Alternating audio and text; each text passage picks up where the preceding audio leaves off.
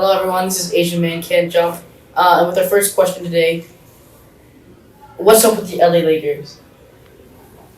Yeah, so they just traded for Rui Hachimura, who is a great role player on the Washington Wizards. How do you guys think this will affect the Wizards, and how will this affect the Lakers more importantly? Will this help them, or will this maybe just be a waste?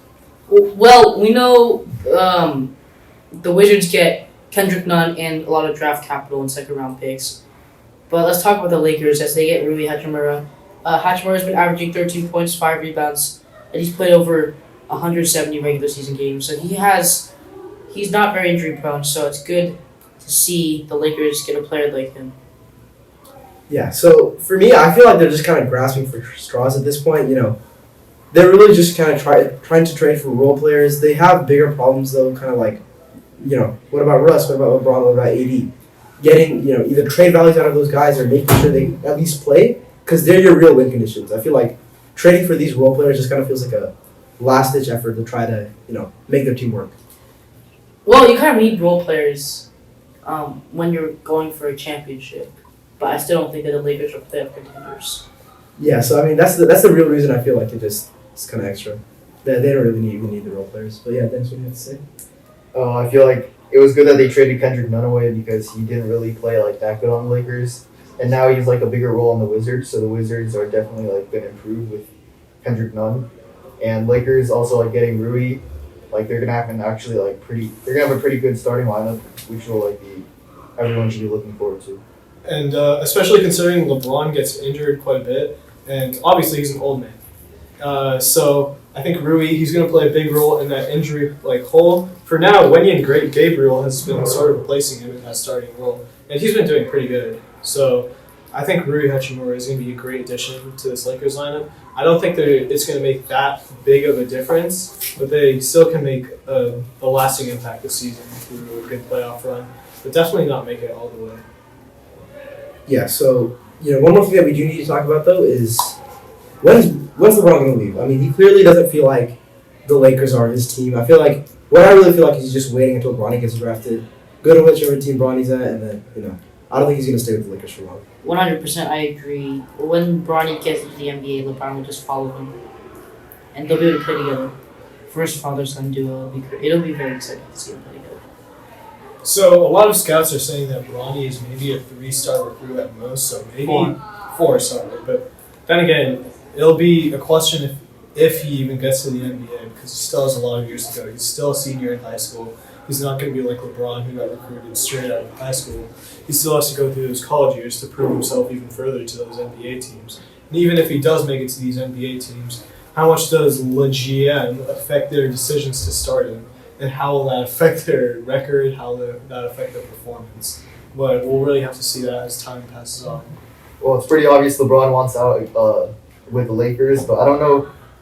I feel like he might get traded before the trade deadline because he doesn't want to waste another year. He wants to win a chip he wants to have a chance to win a chip every single year he's playing in the NBA.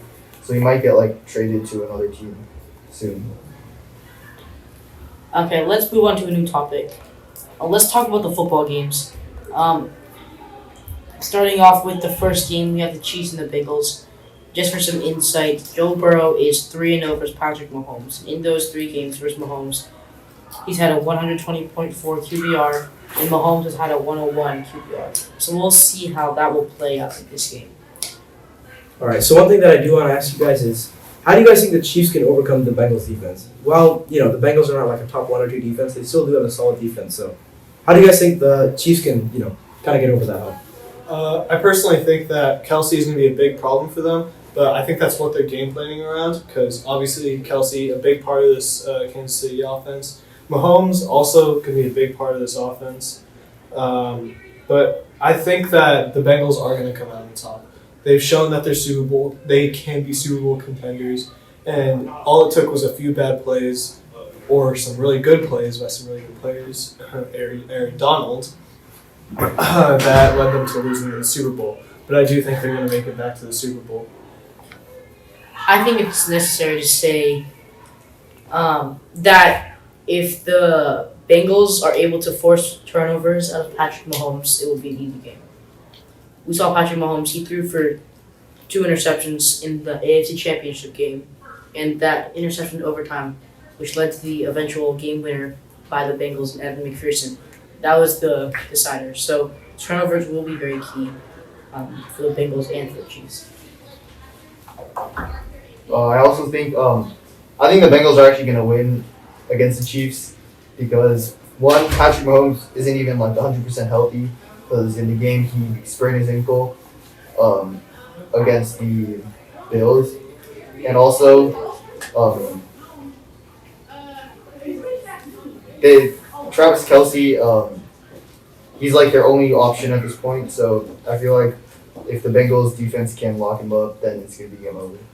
I disagree with that because I think that the Kansas City Chiefs have some really good wideouts and they have a strong running game going with Isaiah Pacheco, a good O-line with Creed Humphrey and other stars, and their wideouts, as I was saying, they got Juju, they got Marquez Scantling, and they got other dudes who. Kadarius Toney. Yeah, Kadarius Toney. Sorry.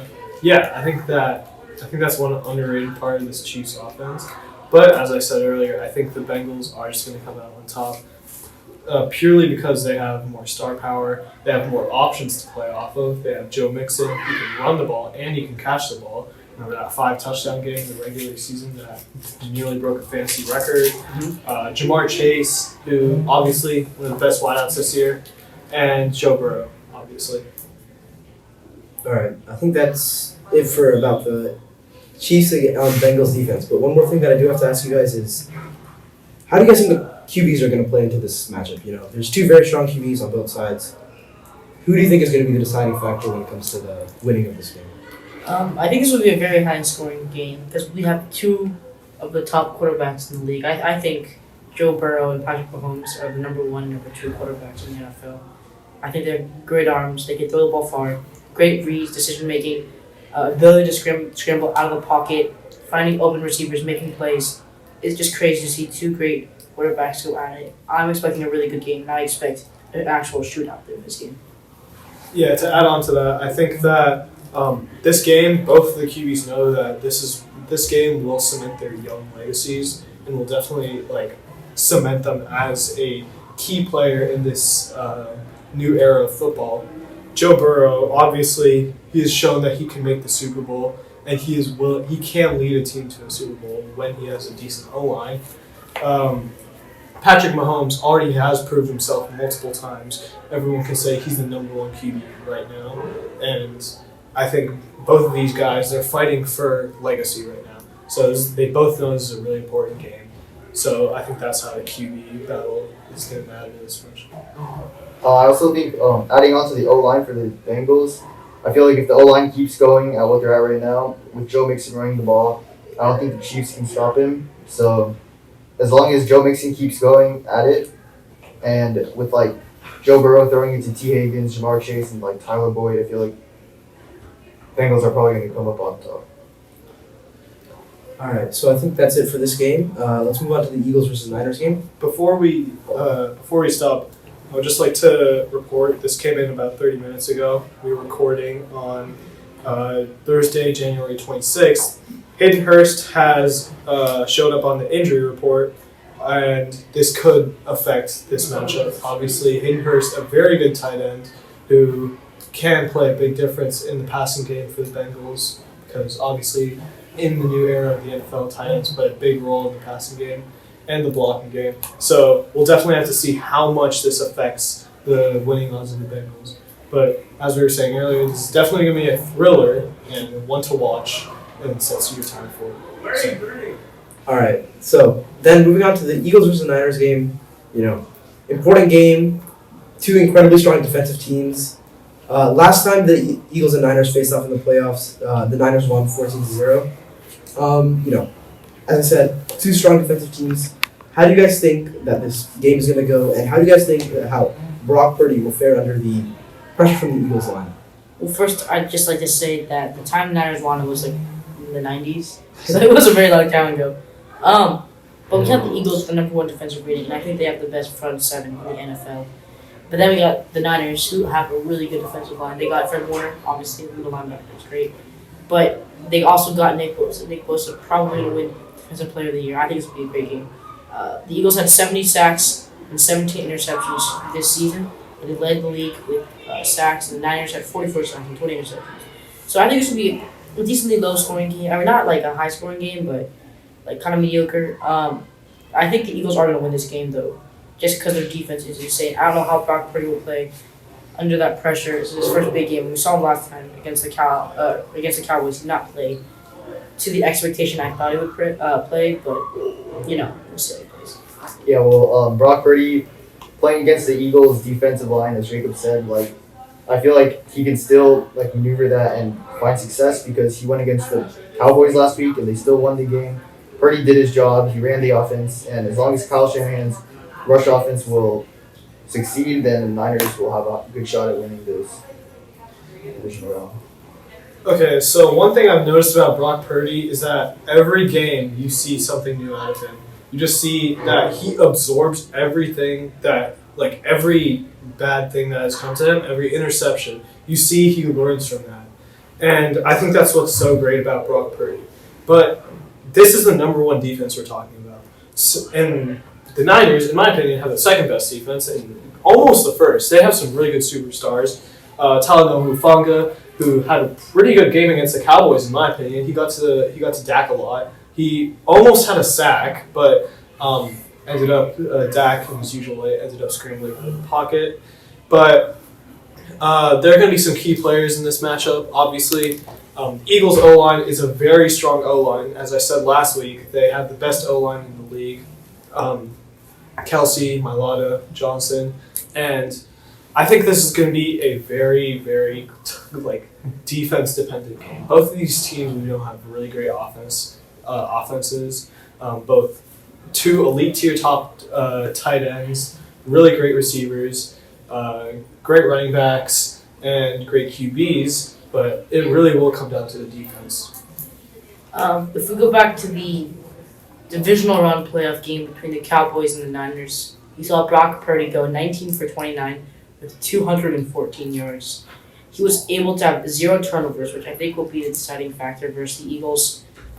But on the other hand, we saw Dak Prescott throw interceptions, and I think that's what helped the Niners win.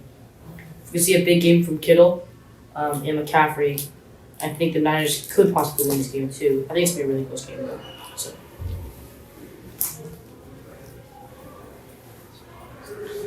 Yeah, I would just like to add one more thing, is that Kittle obviously had an amazing game last week, and I think he will continue this performance, but I obviously think that this is still going to be a game that decided by the defense. We have some really great defensive players on both sides. Charvarius Ward, the Ward brothers in general, Arik Armstead, and Talanoa Hufanga, as I said, so obviously a defense-controlled game. Yeah, so to conclude, do you guys have any predictions for the final scores? So my prediction for the Eagles-Niners game is 23 for Philadelphia, 17 for the Niners, and for the Chiefs-Bengals game, I got the Bengals at 34 and the Chiefs at 31. Obviously, I'm a huge Niners fan, so I'm obviously going to put the Niners on top, and that's what I genuinely do believe will happen. Niners fan regardless. I think the Niners can come on top. They've had a lot of momentum. They've won nearly the past, I think, 11 games. Correct me if I'm wrong, but they're on a roll and they're unstoppable. The Eagles obviously are number one seed in the NFC, so maybe they'll have more resting time. And they also have a very good rushing attack. Jalen Hurts, a two-way quarterback. Miles Sanders, a really good running back. But I think my prediction is it's going to be a very close game. 39ers, 28 Eagles. I'd just like to say that was a 12-game win streak that the Niners had. But Rohan, what do you think of the Chiefs-Bengals game? I would say it's going to be a very close game. I just want to put this forward. It's definitely going to go into overtime. Probably, I'd say 28 Bengals, 24 Chiefs. My prediction for the Eagles versus Niner game is Niners 17, Eagles 13. I feel like not many touchdowns will be scored as like field goals because of the defensive effort by both teams, since both teams have really elite defenses. All right then. So that'll conclude these football predictions. So the last thing that we're gonna move on to is the 2019 NBA redraft. This is a pretty stacked draft class. They've got Zion, Ja, Darius Garland. So, what do you guys think? Who are you guys putting at number one? Most importantly, I think there's Zion versus Ja. Let's see who wins this debate. Absolutely no bias. John Morant is better than Zion Williamson. I can concur with that. Zion, he's always injured. Ja, he puts up the numbers. He's leading his team to a strong season run, getting lots of wins, and he's able to score points, put up an amazing highlight reel. While Zion, he kind of just feels like he's out all the time. Ja really feels like he's got more value. I think personally Zion is going to relive his AAU days where he carried John Morant to the AAU Under 13 championship. So I think Zion is a very good player when he's healthy. I think it's just a team problem. I think the Pelicans may not be the best fit for him. Maybe the coach is just putting him in too much, and that could be just leading to injuries. So I think overall, I take Zion here just because he's a beast. He literally can play football if he wanted to. I would just like to say that John Morant has played 227 regular season games. Zion Williamson has played 114 regular season games. John Morant is at the point to doubling his games, and they were both drafted in the same draft class. So I don't know if that's going to change anybody's answer to John Morant, but what do you guys, Dennis, what do you think? I would take Zion over Ja if he's healthy, because healthy Zion is also a human highlight reel. He is super athletic and really strong, but I feel like Ja overall is a better player and a better playmaker, and I feel like he would be the better option in this case. Yeah, Zion essentially controls the court when he's on. Yeah, just like you guys said, Ja's an amazing playmaker. He's averaging 7.3 assists as of right now. And the biggest thing for me is the regular season to game difference. Missing half of the games that you're somebody from the same draft class as you played in, it kind of just feels like you're wasting your talent just sitting on the bench or like getting fat eating McDonald's or whatever Zion does in his free time. Okay, that's a very good point. We also look at Ja's awards catalog. He got the Most Improved award last year, and obviously he got the Rookie of the Year award over Zion because Zion was out for majority of the season. But let's see, who are you guys' top 10 players of this 2019 NBA draft? All right, so I'll start off. I'm gonna go Ja number one, as I said earlier. Zion at number two. Definitely super athletic. Averages a high amount of points. After that, I'm gonna go with Darius Garland. He's a strong player. He's had an All-Star appearance. Gets lots of points. Gets lots of assists. RJ Barrett, I'm gonna put at number four. Gets the points. He plays in most of the games. And then at my number five, I'm gonna go with Jordan Poole. Tyler Hero is probably the other option. I am biased towards the Warriors, so I just gotta go with Jordan Poole. He's got the points. He has a lot of potential. He's got a ring. So, yeah. What do you guys think? I agree with that for most of it. I think John Morant is the best player in the draft class. So I have Ja at number one, Zion at number two, Garland at number three. Those are the three All-Star players. But instead of having RJ at number four, I have Tyler Hero at number four. Look at Tyler Hero's stats. He averages 17 points per game, 5 rebounds, 4 assists. And he's also won a Sixth Man of the Year award. I've just seen he's been going off this season. So I think he is the fourth best player from this draft class. And fifth, I guess I'd have to go with Jordan Poole because he's won a ring, even though I hate him. But yeah, rings are good. I'm kind of basically copying off what Sarge said, but a few changes. Number one, Zion. Number two, Ja. Number three, I'm gonna go with Darius Garland. Number four, I'm gonna go with Jordan Poole. Number five, I'm gonna go with Nick Claxton. Nick Claxton has shown that he is a very good player this year. With KD out, he has been taking a lot of the toll this year for the Nets, and I think he's definitely gonna be going on the charts. All right, so my top five for this 2019 NBA redraft. Number one would go to Ja Morant. Number two, Zion. Number 3, Darius Garland. Number 4, I'm gonna put Tyler Hero. And 5, I'm gonna put Nick Claxton. I feel like he's really underrated because he's a really good defensive player and rebounder for the Nets, and he's on his breakout season as the Nets are insane. They could keep going on insane win streaks. But I also want to mention Jordan Poole, probably number 6, because he's developing really well with the Warriors right now, and I feel like they can go on another championship run soon.